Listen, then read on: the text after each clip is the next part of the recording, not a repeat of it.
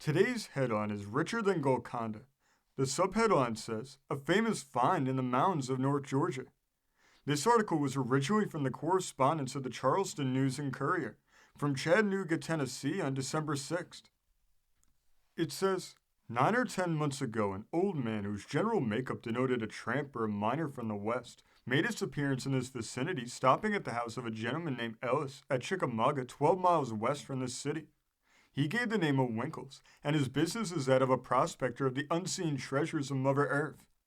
For years he had delved among the gold and silver mines of Nevada and New Mexico. He had been sent by a company to Chicago to purchase machinery for smelting the precious ores. After reaching Chicago, the old man thought of the stories he had heard of gold and silver in North Georgia and determined to investigate for himself before returning to New Mexico. He had reasons for believing as rich mines existed in the South as anywhere else, and all needed to prove the fact was its development. Mr. Winkles walked from Chickamauga down the Western and Atlantic Railroad, watching for indications of hidden wealth on his weary tramp, until he had reached Fort Mountain, which is 50 miles from this city and 6 miles from Spring Place, Georgia. He prospected on this mountain, traveling to a point about 12 miles from the railroad. Here, from surface indications, the old man felt that he had struck it rich.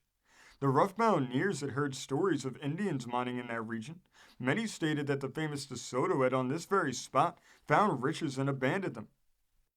At the present time, an old furnace and the existence of draws shows that the locality had been worked years before. Mr. Winkles with his few associates labored for about 6 months. When his labors were rewarded with discoveries, he felt worthy of a seize.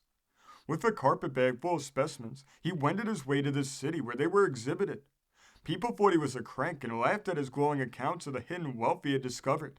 Many were asked to assist him in a financial point of view, for he was at the time dead broke, but his ores were pronounced NG by the knowing ones. Finally, he enlisted the assistance of 6 men, each of whom agreed to furnish a small sum of money with which to work the claim. This was about 6 weeks ago. The lands on which the mines were discovered were purchased on conditions, and the small company went to work with hearty goodwill. Correspondence has regularly passed between the miners and their friends in the city and vicinity. The mound has been penetrated only 15 or 20 feet, and tunneling has just been commenced.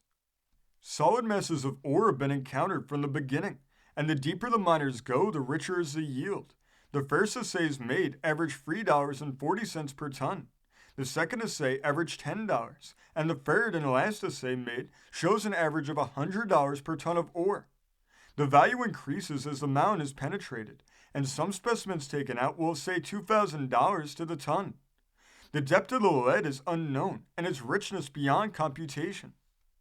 Among the gentlemen whose services were enlisted in the enterprise was Mr. Smith Stevenson of Chickamauga, who, however, had but little confidence in the wandering miners' representations, and who did more or less kicking when called upon for an additional appropriation to push matters. Finally, to get rid of what he considered a white elephant, he sold his claim to Walter Anderson of Spring Place, Georgia for $300. A letter was received a few days ago stating that Mr. Anderson had been offered and refused $3,000 for his claim, which was only 1/6 of the company's stock. Mr. Winkles states that in an experience of many years in the mining districts of the West, he has seen but 2 leads he considered wealthier than those now being worked in North Georgia, which have been named the legal tender. Those referred to are the Comstock in Nevada and one located near Leadville. In the mining districts of New Mexico, if ores are obtained that will say $25 to the ton, they are considered very rich and can be transported over the mountains on pack mules with profit. Though Mr. Winkles would be taken for a monomaniac on the subject of mining, he is a shrewd, intelligent, and educated man, and is thoroughly acquainted with and undoubtedly a good judge of ore, calling them generally by Mexican names. He claims to have discovered other mines on Fort Mountain as rich as the legal tender, but refuses to reveal their whereabouts until he is prepared to develop them. He has tackled the surface about 18 miles across the mountain. Fort Mountain received its name from a fort that was built on its summit years ago by unknown hands, supposed to be Indians. This fort commands a fine view of the surrounding country, and is to this mountain what the Point is to Grand Old Lookout. This story comes from the great state of Georgia, being reported in the Weekly Constitution of December 9th, 1884. Thank you for joining us today. If you want to continue to uncover all of America's lost and forgotten history, Now remember before you leave to hit the subscribe button, hit the notification bell, and remember to like and comment below.